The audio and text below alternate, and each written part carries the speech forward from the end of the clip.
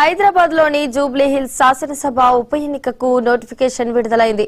ఈ మేరకు షేక్పేట్ తహసీల్దార్ కార్యాలయంలో ఏర్పాట్లు పూర్తి చేశారు.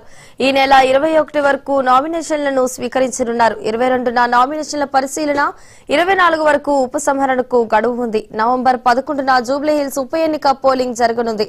అనంతరం నవంబర్ 14న ఫలితాలను ప్రకటించనున్నారు. దీంతో జూబ్లీ హిల్స్ లో ఎన్నికల వాతావరణం మొదలైంది.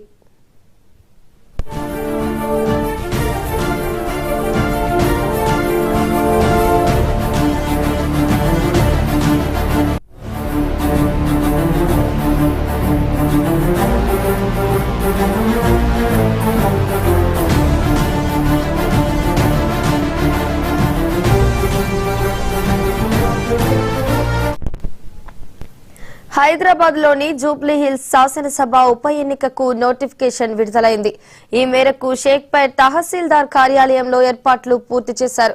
ఈ నెల 21 వరకు నామినేషన్లను స్వీకరించనున్నారు. 22న నామినేషన్ల పరిశీలన, 24 వరకు ఉపసంహరణకు గడువు ఉంది. నవంబర్ 11న జూబ్లీ హిల్స్ ఉప ఎన్నిక పోలింగ్ జరగనుంది. అనంతరం నవంబర్ 14న ఫలితాలను ప్రకటించనున్నారు. దీంతో జూబ్లీ హిల్స్ లో ఎన్నికల వాతావరణం మొదలైంది.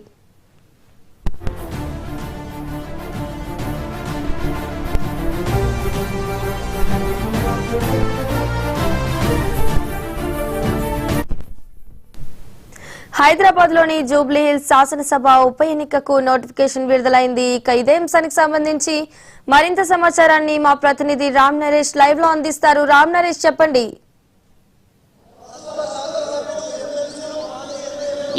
జూబ్లీ హిల్స్ ఉప ఎన్నికకు సంబంధించి నోటిఫికేషన్ అయితే విడుదల చేయడం జరిగింది. రిటర్నింగ్ అధికారి దీనికి ప్రధానంగా చూసుకుంటే జూబ్లీ హిల్స్ ఉప ఎన్నికకు సంబంధించి నోటిఫికేషన్ విడుదల చేశారు. అంటే ఇప్పటి నుంచి కూడా నామినేషన్లు దాఖలు చేసేందుకు అభ్యర్థులు ఎవరైతే పోటీ చేస్తున్నారో వాళ్ళంతా కూడా నామినేషన్లు దాఖలు చేసేందుకు ఈ రోజు నుంచి అవకాశం ఉంటుంది. ఈ నెల 21వ తేదీ వరకు నామినేషన్లు దాఖలు చేసేందుకు అవకాశం ఉంటుంది. అదేవిధంగా ఈ నెల 22వ తేదీన దీనికి సంబంధించి ఏదైతే నామినేషన్లు దాఖలు చేస్తారో దానికి సంబంధించిన వెరిఫికేషన్ అనేది జరుగుతుంది. అదేవిధంగా 24వ తారీఖున నామినేషన్ల ఉపసంహరణకు సంబంధించిన చివరి గడువు ఇస్తారు. ఆ తర్వాత వచ్చే నెల 11వ తేదీన ఎన్నికలు నిర్వహించేందుకు అన్ని ఏర్పాట్లు అయితే జరుగుతున్నాయని చెప్పవచ్చు. అదేవిధంగా 14వ తేదీన నవంబర్ 14వ తేదీన ఎన్నికల రిజల్ట్ ఇచ్చేందుకు నోటిఫికేషన్ అయితే విడుదల చేయడం జరిగింది. ఇప్పటికే అధికార పార్టీకి సంబంధించి కాంగ్రెస్ అభ్యర్థిగా నవీన్ యాదవ్ను ప్రకటించడం జరిగింది. అదేవిధంగా బీఆర్ఎస్ పార్టీకి సంబంధించి మాగంటి సునీతను అభ్యర్థిగా ప్రకటించడం జరిగింది.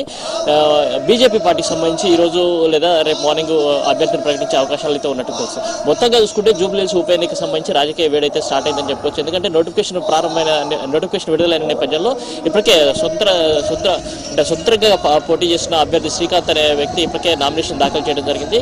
ఈ నెల 21వ తేదీ వరకు నామినేషన్లు దాఖలు చేసే అవకాశాలు ఉండడంతో అభ్యర్థులందరూ కూడా ప్రధాన పార్టీకి సంబంధించిన అభ్యర్థులందరూ కూడా నామినేషన్లు దాఖలు చేసేందుకు ఇప్పటికే డేట్లు అయితే సిద్ధం చేసుకున్నట్టు తెలుస్తుంది.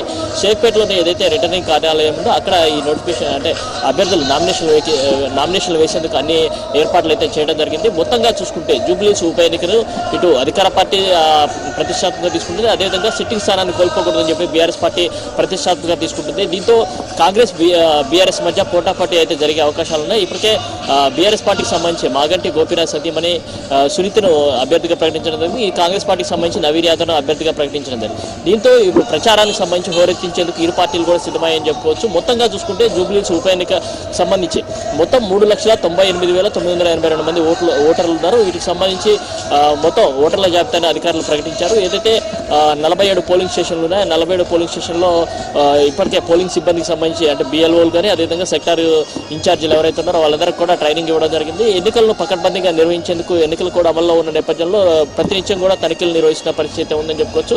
ఎన్నికల నిబంధనలు పక్కగా పాటించాలని చెప్పేసి ఎన్నికల అధికారులు అయితే కోరుతున్న పరిస్థితి. మొత్తంగా చూసుకుంటే జూబ్లీ హిల్స్ ఉప ఎన్నికలకు సంబంధించి నోటిఫికేషన్ విడుదలైన నేపథ్యంలో ప్రధాన పార్టీలన్నీ కూడా ప్రచారాన్ని హోరెత్తించిన పరిస్థితి. కాంగ్రెస్ పార్టీ రేపటి నుంచి కూడా బస్తీబాట కార్యక్రమాన్ని నిర్వహించేందుకు ఏర్పాట్లు చేస్తుంది. ఇప్పటికే బీఆర్ఎస్ పార్టీకి సంబంధించి ఈరోజు యూసుఫ్గూడ ప్రాంతంలో ఎన్నికల ప్రచార సభను కేటీఆర్ అదేవిధంగా మాజీ మంత్రి హరీష్ ఇద్దరు నేతృత్వంలో ఇక్కడ షేక్పేటలో ఒక భారీ బహిరంగ సభ అయితే ఏర్పాటు చేయడం జరిగింది. త్వరలో డివిజన్ల వారీగా మొత్తంగా ర్యాలీలు అదేవిధంగా ప్రచార సభలు నిర్వహించాలని చెప్పేసి బైక్ ర్యాలీలు కూడా నిర్వహించాలని చెప్పి బీఆర్ఎస్ పార్టీ నిర్వహించింది. మొత్తంగా చూసుకుంటే ఇప్పుడు జూబ్లీ హిల్స్ ఉప ఎన్నికలకు సంబంధించిన డేట్ కూడా ప్రకటించిన నేపథ్యంలో నామినేషన్లకు సంబంధించి కూడా ఇప్పటికే స్వతంత్రంగా పోటీ చేసిన ఎవరైతే అభ్యర్థులు ఉన్నారో వాళ్ళు నామినేషన్ కూడా దాఖలు చేస్తున్నారు. మరోవైపు ప్రధాన పార్టీలన్నీ కూడా దీనికి సంబంధించి నామినేషన్ దాఖలు చేసేందుకు డేట్లు కూడా ప్రకటించడం జరిగింది.